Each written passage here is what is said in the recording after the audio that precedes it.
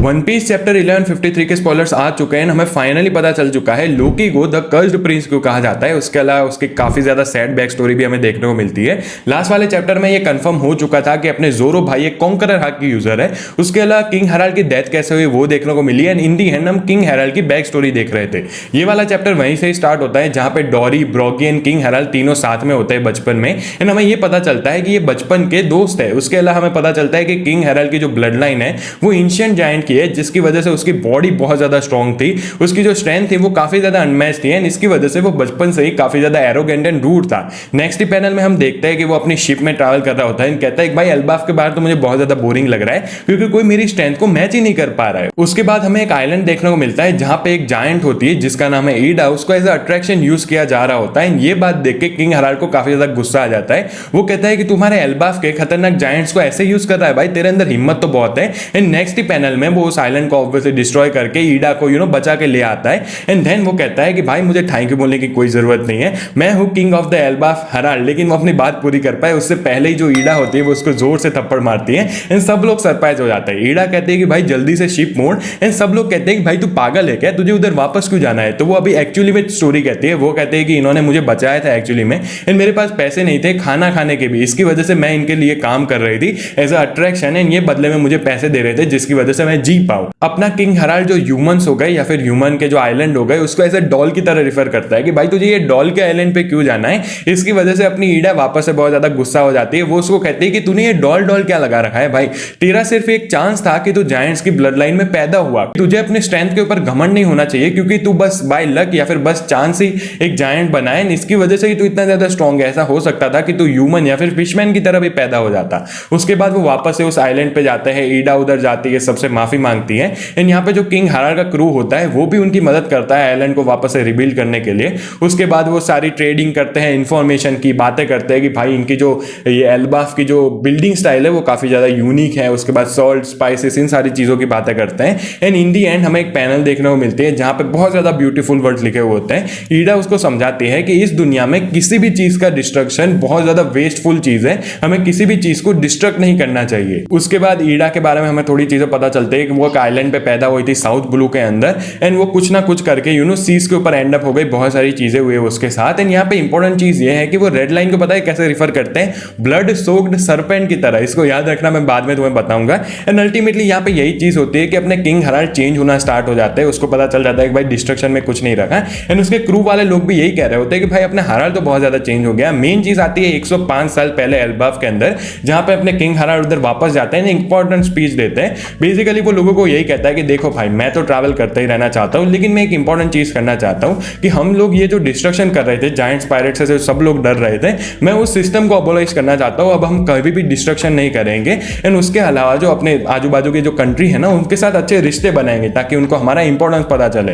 हम पे थोड़े जो जायंट्स होते हैं वो स्केप्टिकल होते हैं। वो कहते हैं कि हमें अपने ट्रेडिशंस को भी अबोलिश करना होगा जो इतने सदियों से चलते आ रहे हैं। वो कहते हैं कि भाई सारे ट्रेडिशन को अबोलिश करने की जरूरत नहीं है, जो हार्मफुल हो सकते हैं ना दूसरे लोगों के लिए बस उसको अबोलिश कर देंगे। वो डॉरी एंड ब्रॉगी की तारीफ भी करता है कि भाई वो मेरे बचपन से दोस्त हैं, वो ह्यूमंस को हमेशा फेयरली ट्रीट करते हैं। यहाँ पे एक इंपॉर्टेंट चीज आती है जहां पे पैनल में सब लोग कह रहे होते हैं कि जो एल्बाफ है वो बहुत ज्यादा ब्लेस्ड है कि किंग हेराल्ड उसका किंग है। उसके बाद थोड़ी और चीजें होती हैं। अल्टीमेटली 81 ईयर्स अगो अपने हाजुद्दीन भाई साहब पैदा हो जाते हैं। यहाँ पे प्रॉब्लम तब आती है कि कुछ जो लोग होते हैं ना एल्बाफ के, वो कहते हैं कि भाई तेरा बच्चा हुआ बहुत ज्यादा अच्छी बात है, लेकिन जो तेरी पत्नी है वो रॉयल ब्लड की नहीं है, इसकी वजह से हम उसको ऑफिशियली रिकॉग्नाइज नहीं कर सकते तेरी पत्नी की तरह। इसकी वजह से किंग हेराल्ड को दूसरी शादी करनी पड़ती है एक और जायंट एस्ट्रीड से। अभी ये दिखने में तो बहुत ज्यादा अच्छी है लेकिन भाई ये बहुत ज्यादा वियर्ड होती है। ये कहते हैं कि भाई तुम्हारी जो किंग हवा की दिशा है ना वो इस तरफ होनी चाहिए, किंग के कमरे में कोई सोना चांदी नहीं होना चाहिए, हम जो खाएंगे वो सिल्वर मतलब चांदी की प्लेटों में खाएंगे। तो बहुत ज्यादा वियर्ड होती है। उसको एक 8 पैरों वाला घोड़ा भी वो गिफ्ट करती है आसुरा करके।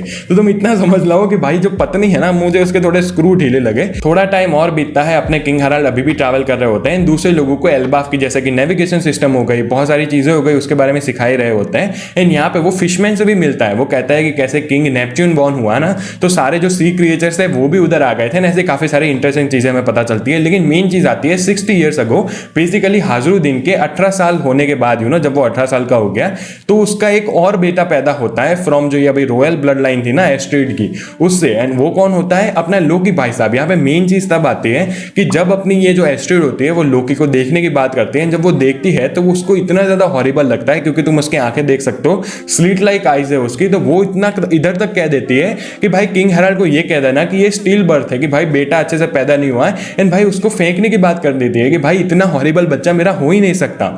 मतलब भाई मुझे अब तो बहुत ज्यादा सैड लग रहा है यार एक्चुअली में लोकी के लिए।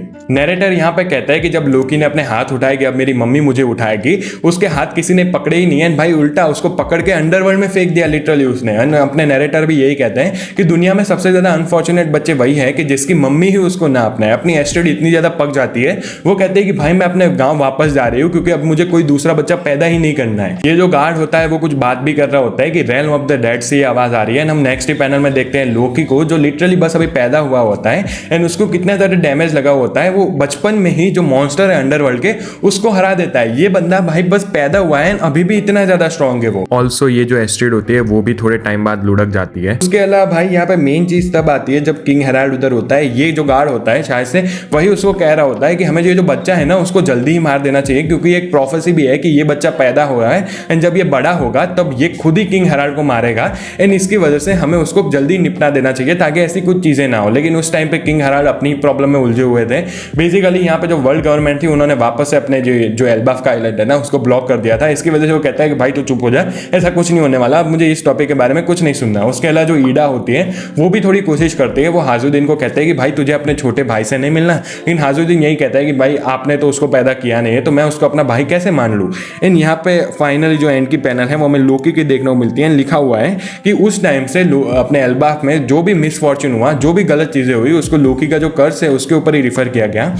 एंड यहीं पे ये वाला चैप्टर एंड हो जाता है। भाई काफ़ी ज़्यादा सैड बैक स्टोरी थी लोकी की। भाई जब वो पैदा हुआ तब से ही उसके साथ इतना ज़्यादा बुरा हुआ, लेकिन मुझे लगता है कि जब वो बड़ा होता है तो शायद से किंग हेराल्ड उसको अपना लेते हैं, क्योंकि लास्ट वाले चैप्टर में हमने देखा कि कैसे वो जो अपना था ना, वो जिसके माथे पे स्वॉर्ड लगी हुई है उसके साथ जा रहा होता है अपने हेराल्ड के साथ मिलने के लिए। तो मुझे लगता है शायद से थोड़ी थिंग्स इंप्रूव होगी। जो मैंने सरपेंट वाली चीज़ें कही थी, तो बेसिकली ऐसा कहा जा रहा है कि अपना लोकी ही एंशिएंट वेपन हो सकता है, क्योंकि जो हमने म्यूरल देखा था उसमें जो पैटर्न थी सरपेंट की, वो सेम पैटर्न हमें लोकी के ऊपर देखने को मिली है। एंड ऐसा लोग स्पेकुलेट कर रहे हैं कि अपने लोकी भाई ही एक और एंशिएंट वेपन है, जो एंड की तीसरी वेपन रिमेनिंग है ना वो। एंड अगर ऐसा हो जाता है तो भाई देखो शीरा होशी जो लूफी के साथ है, फ्रैंकी को बोला जाता है कि वो भी है, तो वो भी अपने लूफी के पास है। अगर लोकी भाई भी आ गए तो ऐसा माना जा रहा है कि अब लोकी एक्चुअली में ज्वाइन कर सकता है स्ट्रॉ हैंड को, क्यू को। तो भाई तीनों वेपन अपने लूफी के पास ही हो जाएगी। मतलब लूफी भाई तो बहुत ज्यादा लकी हो गई। लेकिन यस, ये सारे थियरी है, सिर्फ स्पेकुलेशन नहीं है, सॉरी स्पेकुलेशन है। बस ये वाला वीडियो इधर तक रखते हैं। वीडियो पसंद आया तो लाइक कर देना, चैनल पर नहीं हो तो do subscribe. Thank you so much for watching, bye bye.